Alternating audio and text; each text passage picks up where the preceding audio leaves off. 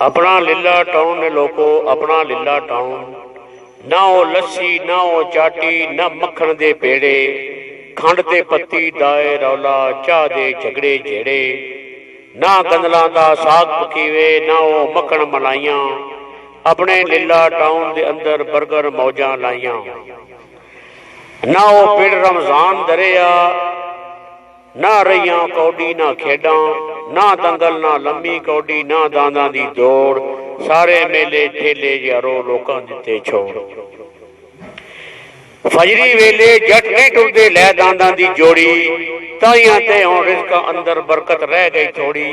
दीवे बत्तियां टुरे जहानों जादी बिजली आई, टच मोबाइल ते ला के लोकां पैकेज ला के लोकां नजर दवाई। ना कोई कच्चा कोठा रहा ना डबरे ना डारे, ना वो लोग सियाने परियों वाले ना बैठक ना दारे। नहीं तंदूर दी रोटी भुलदी ना मासी दे दाने, हर एक शय कमर्शल हो गए लोग सियाने। ना वो रौनक स्टेशन वाली ना चेतन सलामी, ना वो ठरडे घड़े न खूआ ना खूआ दा पानी।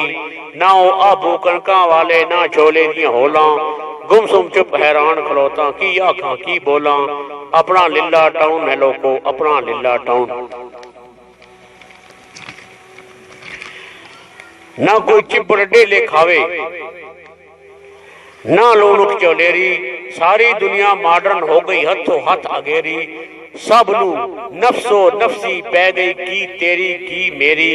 अपना लीला टाउन ने लोगों, अपना लीला टाउन।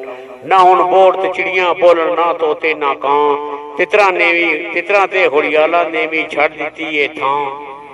ना घड़े गड़वनियां रहियां ना पिपलां दी छां, रूह मेरा हुण हुसड़ पिया है रब्बा किथे जां।